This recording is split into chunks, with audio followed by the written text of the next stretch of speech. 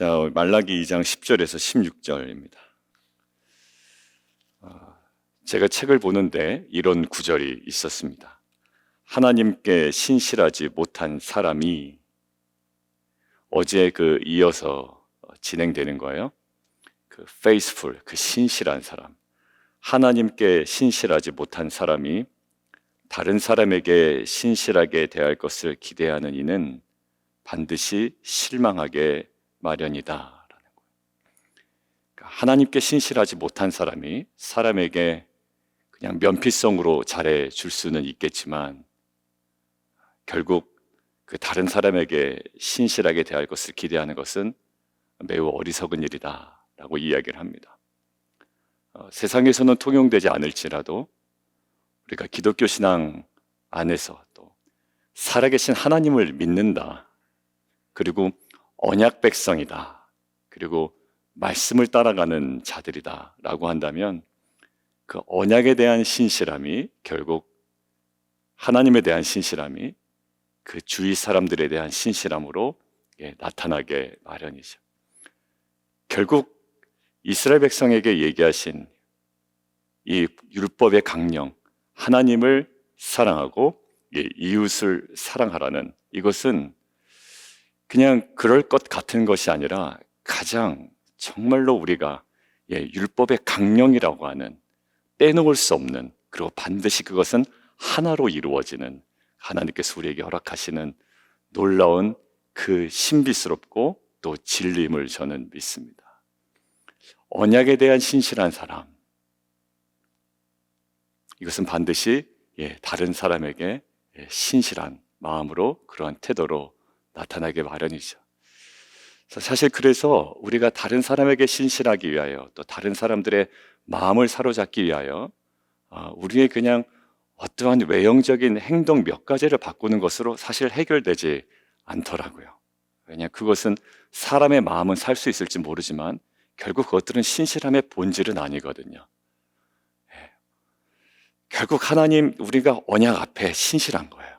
하나님의 언약 앞에 신실하고 그것들을 지켜나가려고 하는 우리의 마음, 보이진 않지만 거기서부터 우리의 그 신앙의 가장 근본적인 부분이 회복돼 나가는 줄 저는 믿습니다.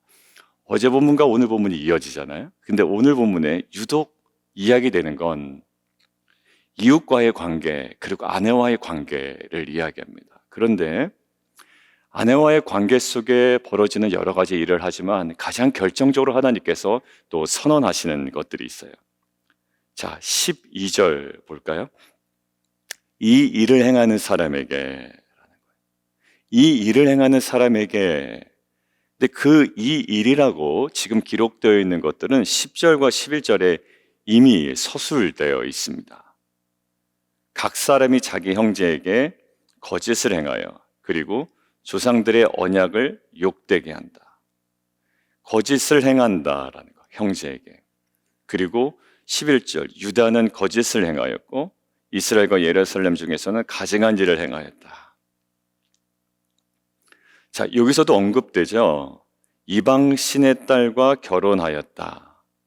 성결을 욕되게 하였다. 이것은 성결이 성소라는 말도 됩니다. 성소를 욕되게 하였다. 근데 이 욕되게 한 행동의 가장 표면적으로 눈에 띄는 장면은 어디서요?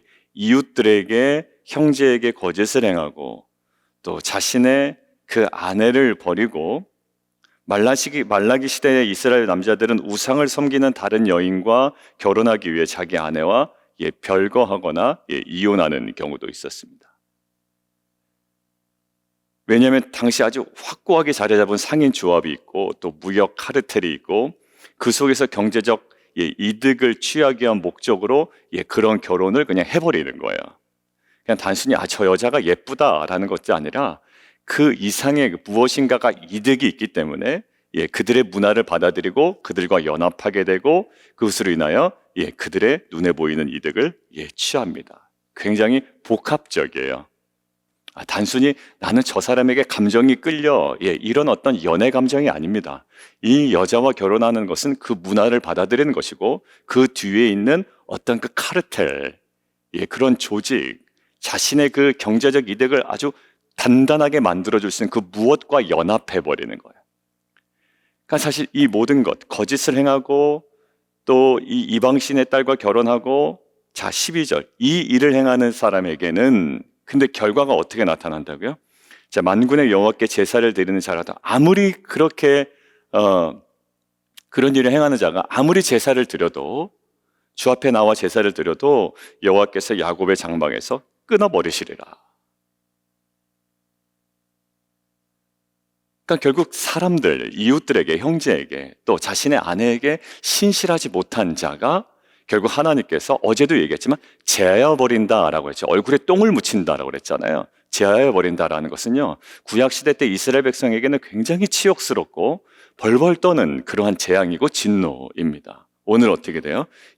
끊어버리시겠다라는 거예요. 자, 근데 13절 새로운 단락인데요. 새로운 단락에 너희가 이런 일도 행하나니 라고 이야기해요. 눈물과 울음과 탄식으로 여호와의 제단을 가리게 하는도다. 자, 그러므로 여호와께서 다시는 너희 봉헌물을 돌아보지 아니하시며 그것을 너희 손에 기꺼이 받지도 아니하시거늘. 자, 12절과 13절에 동일한 메시지가 있죠. 하나는 장막 가운데서 끊어버리시리라 라고 하고, 13절은 너희 봉헌물을 돌아보지 아니하시며 그것을 너희 손에서 기꺼이 받지도 아니하신다라는 거예요. 근데 그 이유와 근거가 어디 있냐면, 자 14절 보십시오. 너희는 이르기를 어찌 됨이니까, 궁금한 거예요. 왜 받지 않으십니까? 왜 나의 봉헌물을 돌아보지도 아니하십니까? 12절에 여호와께서 제사를 드리고 있는데 왜 제사를 받지 않으십니까? 자, 이는 뭐라고요? 제사의 방법이 잘못되거나 절차상의 문제가 있다거나 이런 게 아니란 말이에요. 오늘 하나님께서 말라기에서 정확하게 얘기하십니다. 제사 전혀 문제 없었어요. 형식적으로. 방법이나 절차상의 문제가 없었다고요. 우리가 묵도도 하고 경건한 마음으로 예배를 드리고 손을 들고 찬양도 하고 전혀 문제가 없었다고요. 마음도 뜨거워졌고. 그런데 결국 하나님은 너 마음이 뜨거워지고 몸에 땀나는 것으로 예배가 채워지는 것이 아니라, 지금 볼까요? 이는 너와 내가 어려서 맞이한 아내 사이에 여호와께서 증인이 되시기 때문이라. 그는 내 짝이요 너와 서약한 아내로되, 결국 무엇 때문에 하나님께서 제사를 받지 아니하시냐면 내가 그에게 거짓을 행하였도다. 여러분들 앞에 있는 10절과 11절 그리고 뒤에 나오는 15절 한번 보실까요? 아내에게 거짓을 행하지 말지니라. 나는 16절 이혼하는 것과 옷으로 학대를 가리는 자를 미워하노라. 그리고 16절 맨 하반부 너희 심령을 삼가 지켜 거짓을 행하지 말지니라. 계속 무엇이 하죠? 거짓을 행하였도다, 거짓을 행하지 말지니라, 거짓을 행하지 말지니라. 자, 11절 거짓을 행하였고 10절 거짓을 행하여, 계속 반복되죠. 그러니까 여러분들 딱 큐티 세미나의 공식에 의하면 거짓을 행하라, 거짓을 행하였고 거짓을 행하지 말지, 뭐 계속 거짓이에요. 근데 그게 상대가 다 누굽니까? 1차적으로 하나님까지 가지도 않고요, 바로 형제였고요, 바로 가장 가까운 아내였다고요.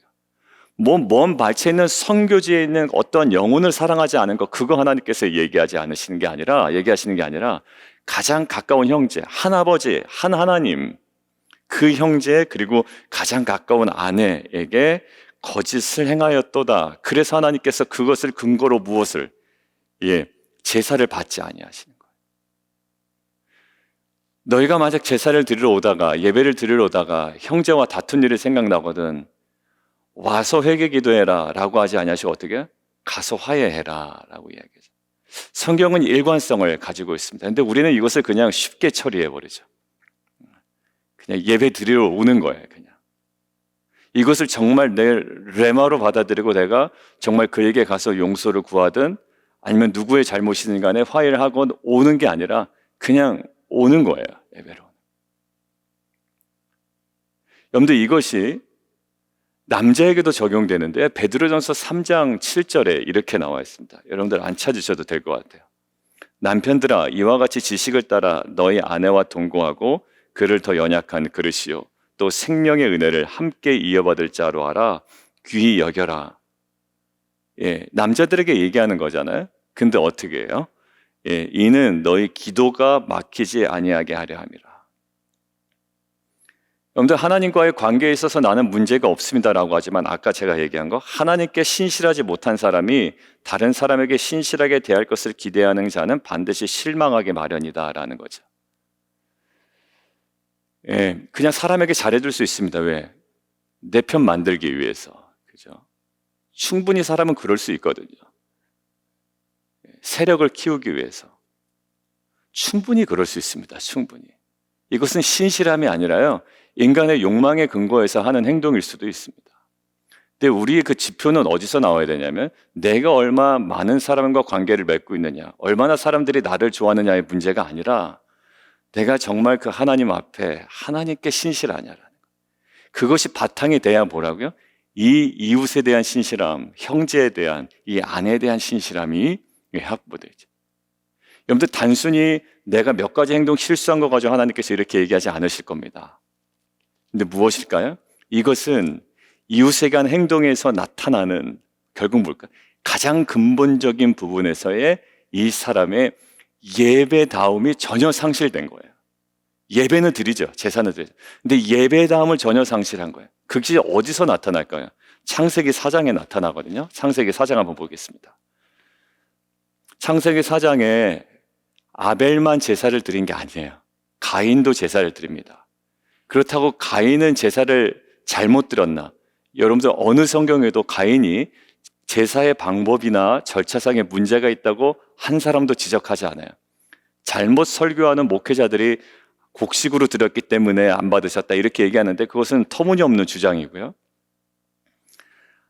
여기 보십시오. 4절. 아벨은 자기 양의 첫 새끼와 그 기름으로 드렸더니 여호와께서 아벨과 그의 제물은 받으셨습니다. 그런데 가인과 그의 제물은 받지 아니하셨습니다. 오늘 똑같죠. 여호와께 제사를 드리는 자라도 여호와께서 야곱의 장막 가운데 끊어버릴 거다. 이유는 뭐라고요? 내가 그에게 거짓을 행하였도다. 거짓의 문제였어요. 다시는 너희 봉헌물을 돌아보지 아니하시며 그것을 너희 손에 기꺼이 받지도 아니하겠다. 그래서 막 통곡하는 거예요. 다른 것들 자기 죄 때문에 통곡하는 게 아니라 막 분노하는 거죠. 마치 가인하고 똑같은 상황인 거예요. 하나님 왜 받지 않으시냐고 거기에 분노하는 거예요.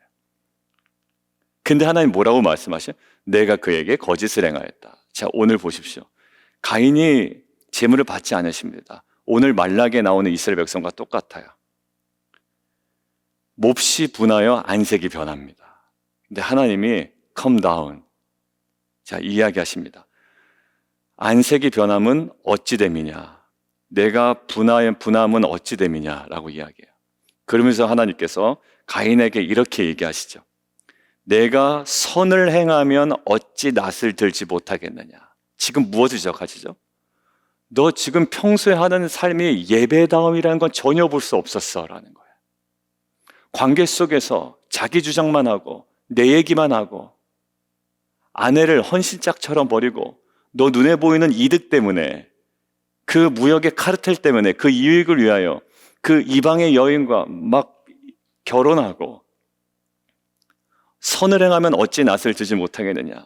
선을 행하지 아니하면 죄가 문에 엎드려져 있느니라. 죄가 너를 원할 거야. 그러나 너는 죄를 다스릴지니라. 하나님께서 무엇이 문제인지 정확하게 얘기하셨습니다. 우리는 이 말이 무엇인지를 곱씹어야 알지만 가인의 삶을 자신이 어떻게 살았는지 너무나도 잘 아는 가인은 하나님의 이 말씀이 어떤 말씀인지 정확하게 알았을 거예요. 근데 어제 남성들하고 큐티 나눔을 하면서도 몇 분하고 이렇게 나누면서 집사님, 맞아요. 이 말씀 이렇게 묵상했는데 제가 한번 집사님 대신해서 묵상해 보면 이럴 수도 있겠다고. 집사님 관찰한 내용만 가지고 충분히 이렇게 묵상이 가능하겠다고 그랬더니 아, 그러네요 라고 하셔요. 그래서 만약에 집사님 이게 이렇게 묵상이 되었다면 하나님과 대화를 했다면 근데 여기 금식이라는 게 딱 나오네요. 금식 기도한 게 많이 나오잖아요. 이스라엘. 그럼 집사님 이게 집사님에게 갑자기 부담이 올 수 있어서 확 닫아버릴 수도 있어요. 집사님. 왜냐하면 그것을 위하여 기도하는데 갑자기 하나님께서 금식이라는 게 2번씩이나 나오거든요. 이스라엘. 갑자기 아유 나는 안 할 거야 라고 닫아버릴 수가 있는데 사실 거기는 이제 집사님의 반응해야 될 거예요. 그게 집사님에게 부담으로 오지 않을 수도 있고요. 그것이 발견되지 않을 수가 있는데 그게 이제 하나님 반응해 나가는 거예요. 왜? 그냥 우리는 닫고 싶죠. 금식이니까. 그렇지만 하나님께서 우리에게 또 이끄시는 방향이 있었기 때문에. 오늘 보십시오. 가인이요, 딱 이렇게 이야기를 들었을 때 딱 알아차렸어야 돼요. 아무리 하나님께서 예배를 받지 않을 속상해도 그건 연약한 인간의 마음이고요. 이제는 알아차렸어야 되는 거거든요. 근데 어떻게 하는지 가만히 보십시오. 8절. 가인이 그의 아우 아벨에게 말하고 그들이 들에 있을 때에 가인이 그의 아우 아벨을 쳐 죽인다.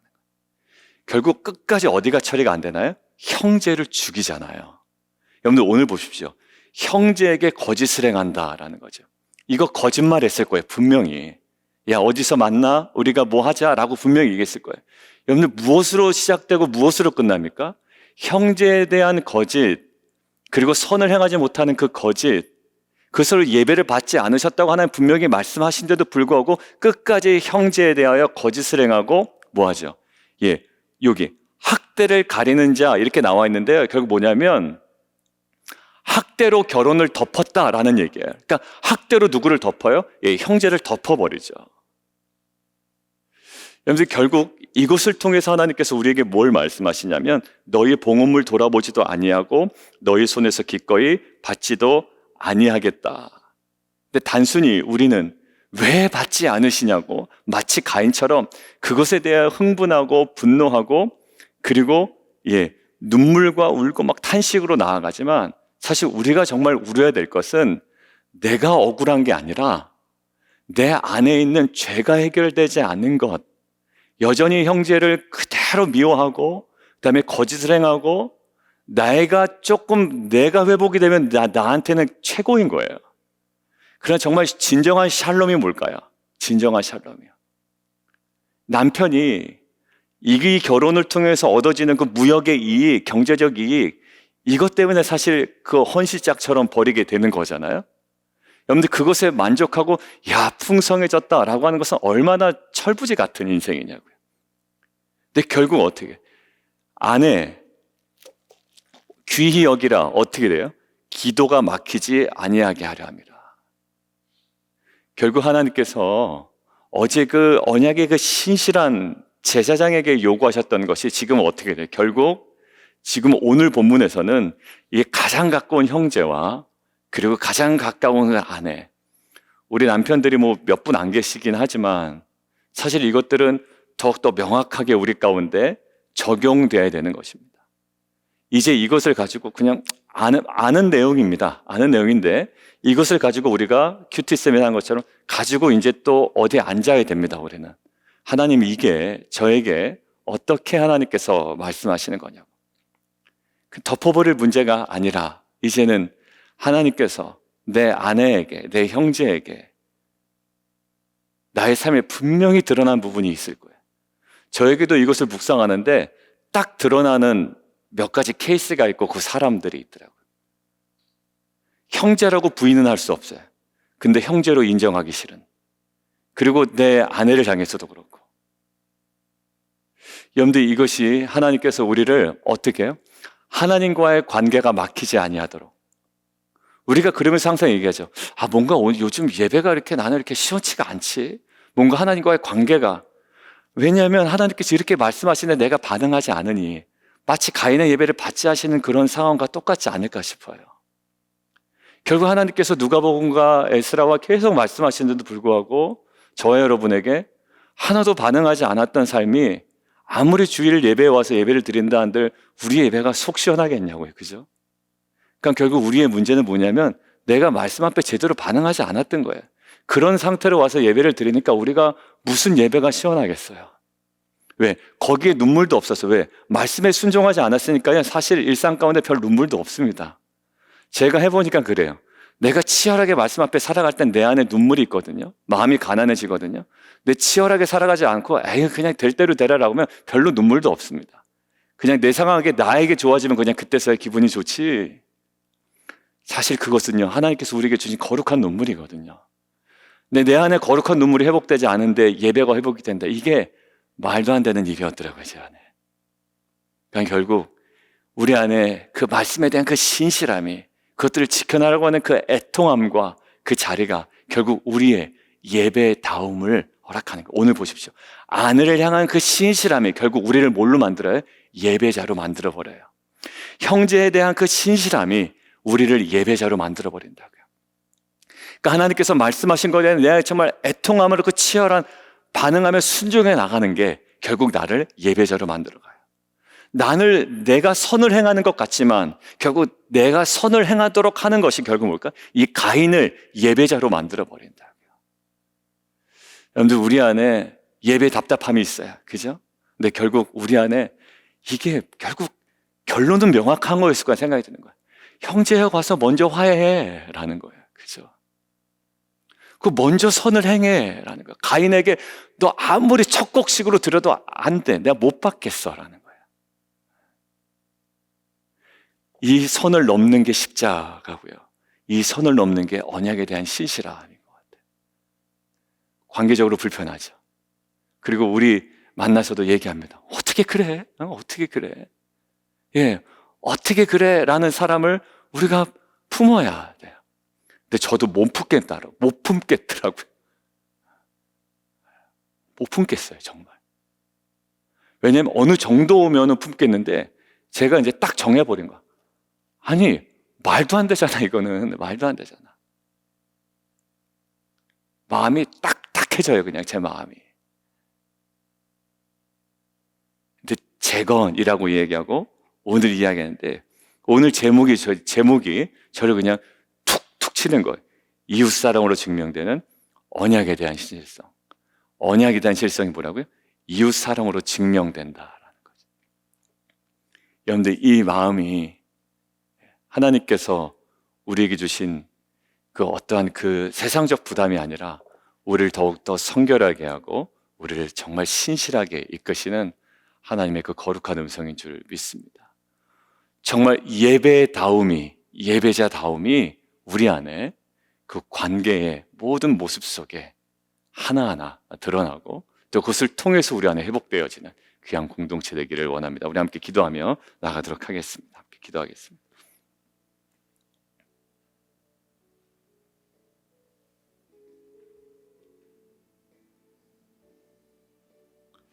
오늘 16절이 되게 어렵죠. 15절, 16절이. 제가 이 이야기를 좀 아까 했어야 되는데 16절이 여러 가지로 해석이 돼요. 그러니까 표준 세번역 틀리고 개역 개정 틀리고 영어 성경 좀 틀리고 그런데 모든 것들을 종합해 보면 이렇습니다. 그러니까 그가 미워해서 이혼했다라는 거예요. 그가 미워해서 이혼했다. 근데 그것은 뭐와 같다? 예, 학대로, 폭력으로 결혼을 덮는 것과 같다. 온전치 못하다라는 거죠. 삼가 지켜 거짓을 행하지 말지니라. 그러니까 미워서 이혼했다. 근데 그게 어떻게? 자기 기호고, 예, 자기 판단이고, 자기 감정이잖아요. 근데 그게 마치 폭력으로 그것들을 덮어버리는 것 같다라는 거예요. 언약에 대한 신실함, 오늘도 얘기 나와요. 어제도 이야기 나왔고, 오늘도 얘기합니다. 하나님, 받지 않으시겠대요. 봉헌물을 돌아보지도 아니하시고. 왜요? 내가 그에게 거짓을 행하였다. 선을 행하면 어찌 낯을 들지 못하겠느냐. 우리 안에 하나님께서 각자에게 허락하신 음성을 가지고 오늘 좀 기도하며 또 대화하며 또 우리에게 촉구하시고 또 우리 예배를 새롭게 하시기 위하여 우리 안에 다시 만지기를 원하시는 우리의 모든 일상 가운데 우리가 온전한 정말 순종으로 나아가기를 원합니다. 또 다른 형제에게 거짓을 행하여 아벨을 죽이는 그런 죄가 우리 안에 다시 스멀스멀 들어오지 아니하도록 그 자리에서 돌이켜 아벨을 끌어안고 하나님께로 같이 나아가는 이 회복된 가인의 모습이 우리 가운데 있게 해 주십시오. 우리 함께 기도하며 나아가도록 하겠습니다.